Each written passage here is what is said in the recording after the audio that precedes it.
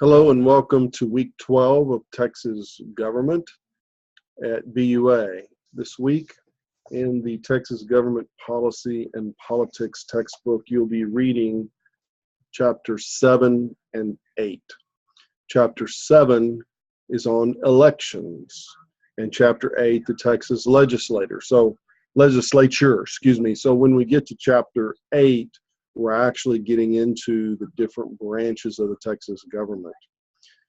Now, you have two videos this week. The first one is on the election of the U.S. president, how presidents are elected. And unfortunately, as you're going to find, presidents are not elected based upon their policies, their belief system, their political philosophy, and these kinds of things. Now, some people do vote for those reasons, but too many people vote based upon things that have nothing to do with how the candidate might govern. They vote based on sound bites, for instance. A sound bite is a few words that are crafted by political experts, psychologists, and so forth to try to persuade people to vote for that candidate. Their slogans, their brief sentences. Famously, Bill Clinton was being interviewed or was doing a press conference or something, and he uttered this sentence: "I feel your pain." That's it. That persuaded so many voters to vote for him because they believed Bill Clinton understood them and understood their trials and struggles and understood their pain. Now, in fact, Bill Clinton didn't do any of those things any more so than his opponent, but his handlers, his advisors, his consultants fashioned that sentence and said, if you can say that sentence, that will convince a lot of people to vote for you. And that's exactly what happened. So it's things like sound bites. It's things like mistakes that candidates make during debates, for instance. Maybe they have a slip of the tongue. They have a brief mental lapse. They may say something that they didn't really mean to say, but it made them look bad. That can turn elections. You know, there was a governor's election in Texas some years ago between the Democrat Ann Richards and the Republican Clayton Williams. Clayton Williams was a wealthy oil man and rancher, and as a Republican, because Texas is a Republican state, he was way ahead in the polls, and it looked like he was going to win easily. But he made a grave mistake just a few days, within a week before Election Day, and he said, let's see if I can quote it, something like, rape is a lot like the weather. There's nothing you can do about it, so you might as well just enjoy it. Something like that. I can't remember if that's exactly what he said, but it's something like that.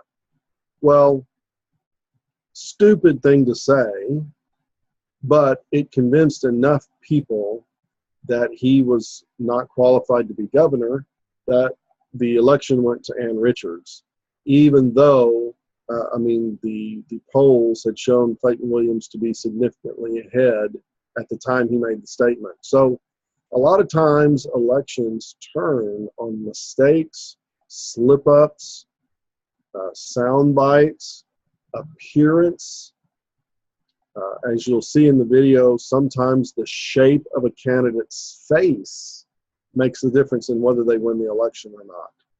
So unfortunately, it isn't true that elections are won by politicians with the best ideas. It's usually these other kinds of things.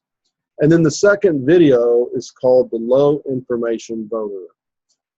This is also a very unfortunate aspect of our political system today, and that is people who know nothing about government or politics.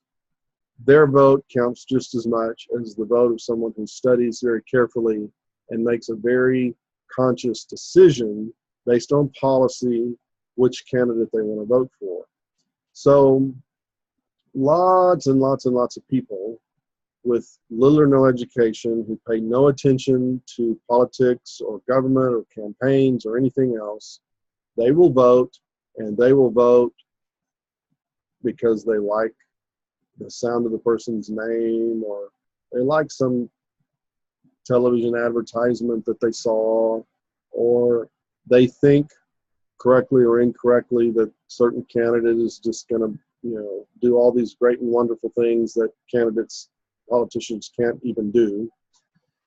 There was very famously, when Barack Obama won the presidency the first time, there was a woman interviewed at an Obama rally and said, she never thought it would happen in her lifetime, but with the election of Barack Obama, she'll no longer have to pay her rent, and she'll no longer have to pay for groceries, and she'll no longer have to pay for gas for her car, something like that.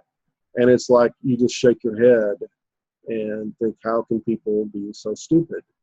But so many voters are what's called low information voters, where they just don't know anything about anything, but their vote counts just as much as the most well-informed person who makes a very considered, thoughtful decision on who they're going to vote for. So we have a video on the low information voter. It happens to be about low information voters on the left, but it could have just as easily been made about low information voters on the right.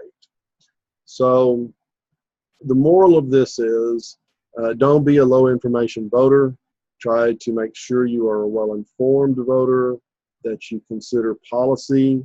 Don't be swayed by someone who has a slip up in a debate, or who lets something crass or stupid come out of their mouth that may have nothing to do with how good a candidate or how good a governor or president or politician that they will be, but go on substance and on the issues. So elections, chapter 7, the Texas legislature, chapter 8, and these two videos on the election of the president and on the low information voter. And that'll conclude our lecture video for week 12. And we will be back next week with week 13. Thank you.